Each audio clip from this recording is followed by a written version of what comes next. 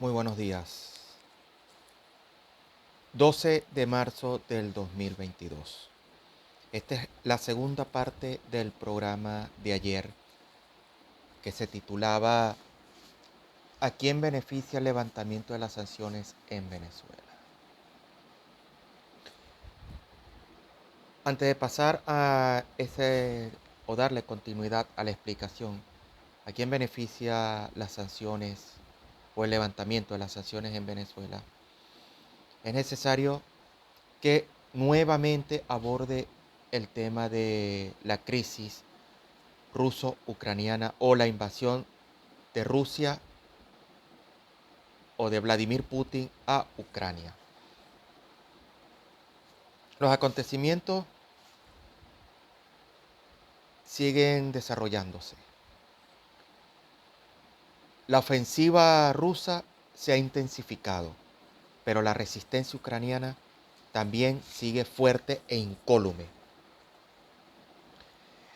Y hoy en este segmento quiero explicar lo que está haciendo el presidente Volodymyr Zelensky, que es el líder de la resistencia y que ha convertido a Ucrania en un muro de contención para las pretensiones expansionistas de Vladimir Putin. El presidente Zelensky ha optado por aplicar lo que se denomina en la ciencia militar o en el arte de la guerra la movilización para la defensa nacional. Es decir, ha colocado a su pueblo en pies de guerra para la defensa de su país. Es cierto que hay más de 2 millones de refugiados ucranianos, es decir, que han pasado hacia Polonia y otros países de Europa. Mas, sin embargo, el gran grueso de la población está resistiendo. Recordemos que el presidente Zelensky hizo un llamado o estableció la ley marcial, donde ordena que todo hombre de 18 hasta los 60 años capaz de portar un fusil debe y está en la obligación de defender el territorio patrio. Pero no solamente eso. Muchos deportistas profesionales que estaban jugando en otros países europeos han retornado a Ucrania para portar el uniforme militar y un fusil y proceder a contrarrestar al invasor. Esto es lo que se llama dignidad de un pueblo, valentía de un pueblo. El ejemplo de un pueblo que decidió ser libre y que se opone y se niega a arrodillarse a las pretensiones y a los deseos de un tirano, de un genocida como es Vladimir Putin. Estamos observando en Ucrania cómo la infantería es capaz de detener a los blindados.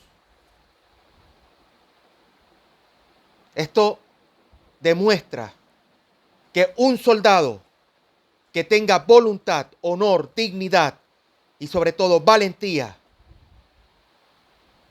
está en capacidad de hacerle frente a un tanque siempre y cuando tenga el armamento apropiado, como un lanzacohete AT-4, que yo expliqué en otro programa que el AT-4 tenía la particularidad, y es de fabricación sueca, que tenía la particularidad de desecharse una vez utilizado. El lanzacohete antitanque RPG de fabricación soviética, muy efectivo para detener a los blindados. El lanzacohete de fabricación norteamericana como el Javelin, que es mortal para cualquier blindado. Y aquí utilizo el lema de la infantería o de que está escrito en la Escuela de Infantería del Ejército de Venezuela en Fuerte Tiuna. El lenguaje caribe, emulando a ese pueblo bravío, valiente, pueblo indígena bravío, valiente, pero a la vez cruel e implacable para con sus enemigos. Y este lema es Ana Karina Roten, que significa en castellano: solo nosotros somos hombres. Este lema, Ana Karina Roten, fue utilizado incluso por una de las divisiones élite de las SS o escuadrones de defensa de la antigua Alemania nazi. Ana Karina Roten, solo nosotros somos hombres. Y no en vano, en todo el mundo se conoce a la infantería como la reina de las batallas. Y es lo que está demostrando la infantería ucraniana, los combatientes ucranianos, haciéndole frente a gran cantidad de blindados, utilizando, ahí sí, una guerra irregular o asimétrica, lanzando emboscadas de contención y emboscadas de aniquilamiento.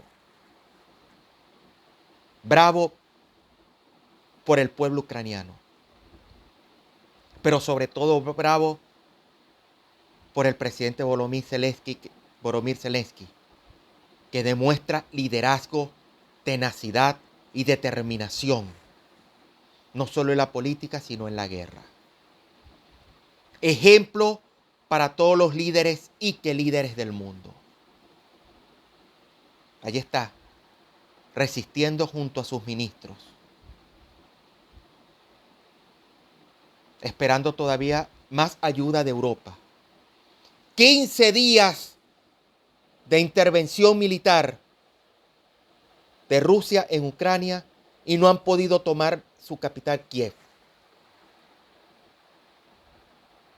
El psicópata de Putin amenaza ahora con utilizar armamento químico, violando todos los reglamentos y las leyes de guerra establecidos en el Acuerdo de Ginebra, que el uso de armas químicas está totalmente prohibido en contiendas bélicas. Pero ya está demostrando su desesperación de terminar la guerra, porque ya está sintiendo el efecto en su país. Mas, sin embargo, el tirano eslavo o panruso ha establecido una fuerte censura en Rusia, una censura de los medios de comunicación. Hay más de 10.000 detenidos en Rusia que han protestado contra la invasión a Ucrania.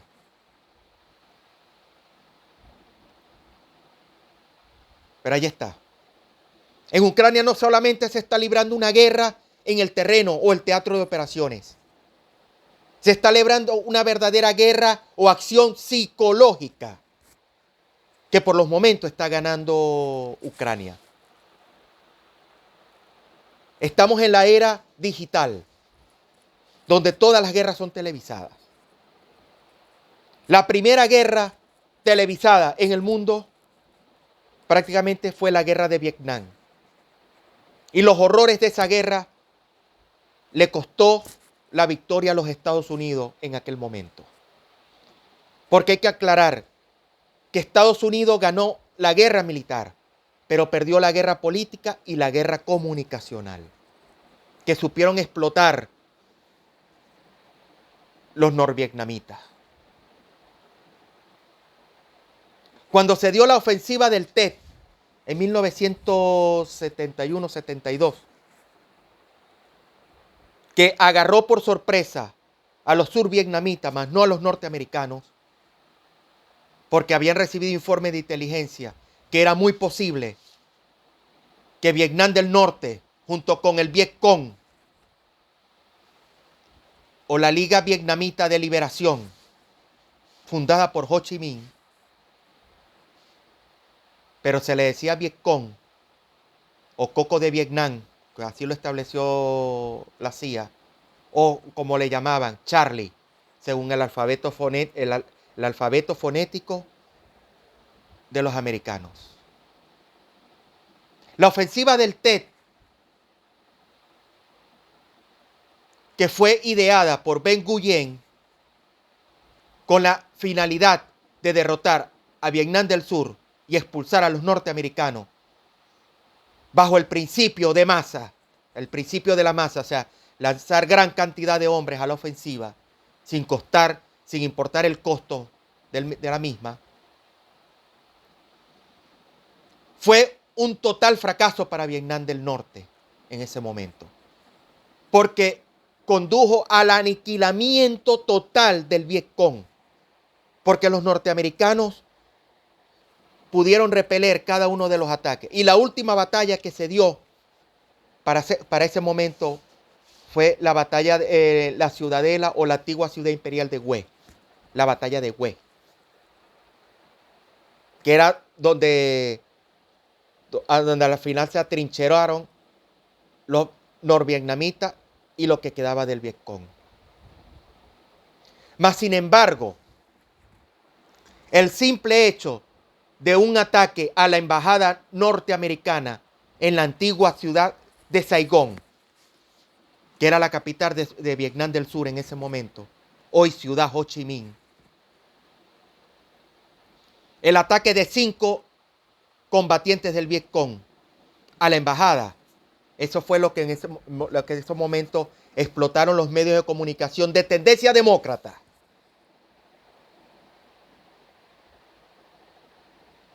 Para, como decir, dejar mal parado al gobierno republicano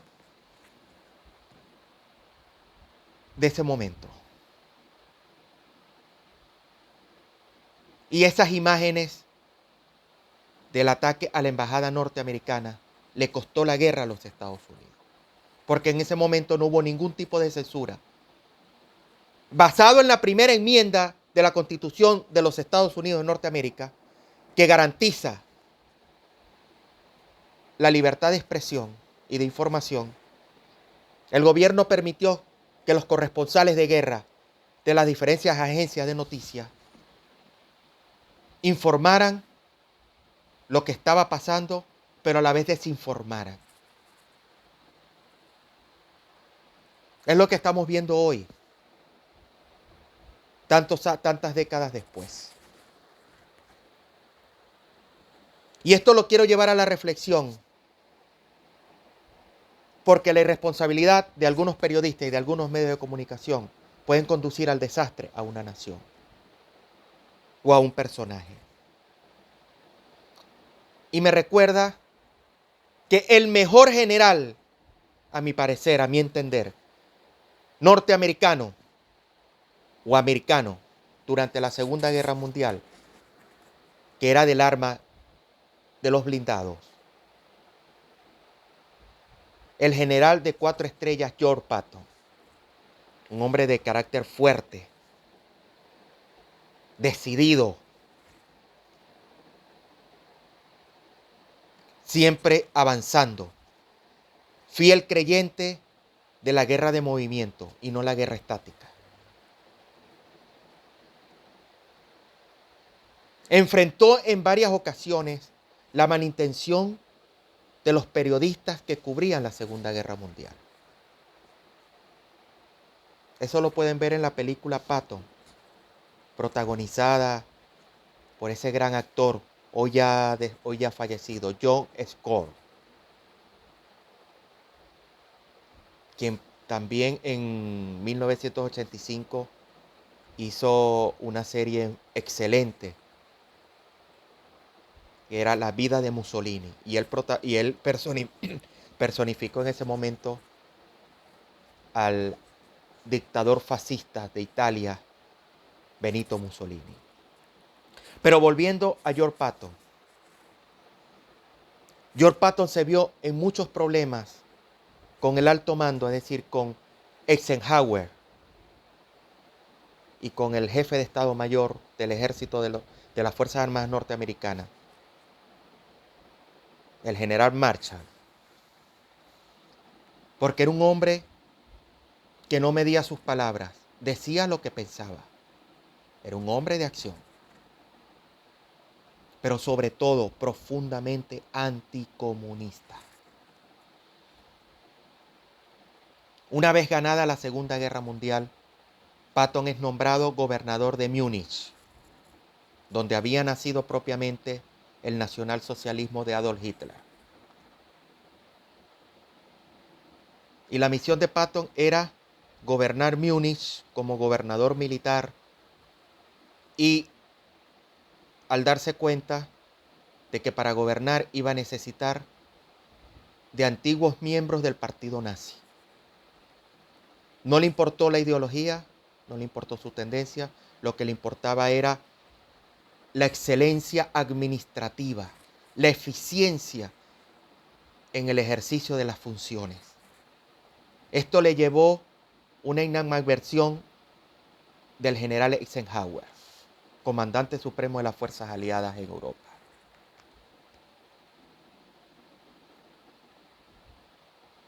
Y hay en un altercado con Eisenhower,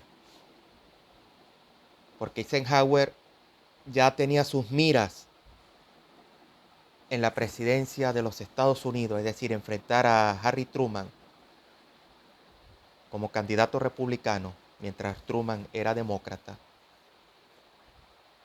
George Patton en una discusión le dijo: sé que no me veas como un rival político, yo no aspiro a la presidencia, ese eres tú. Pero no me pidas que le tenga consideración a los comunistas. Considero que hemos enfrentado al enemigo equivocado. El enemigo no era Alemania, el enemigo es la Unión Soviética. Aquí tenemos al ejército. Yo comando el tercer ejército norteamericano. Aprovechemos y avancemos contra los soviéticos antes de que ellos avancen contra nosotros. Le costó el mando del tercer ejército norteamericano y es transferido como castigo como comandante del 15º ejército, que era el que estaba encargado. No era un ejército como tal, era un grupo de militares de escritorio que lo que tenían, la misión que tenían era recopilar datos para la historia militar de los Estados Unidos. O sea, a cumplir funciones de archivador. Eso fue muy doloroso para Patton. Tiempo después morirá en un accidente, extraño accidente, que hoy todavía no está muy, ¿cómo se dice?, muy esclarecido. Pero otro gran general norteamericano, profundamente anticomunista, que tuvo la oportunidad de acabar con los comunistas de Vietnam del Norte, y cuidado si no, con Mao Zedong. Pero Truman no lo dejó. Me refiero al general Douglas MacArthur, vencedor de la Segunda Guerra Mundial en el Pacífico. El que prácticamente supervisó la rendición de Japón en manos de su emperador Hirohito. Y fue gobernador y comandante del ejército de ocupación de Japón. Y convirtió a Japón en lo que es hoy una gran potencia mundial y económica.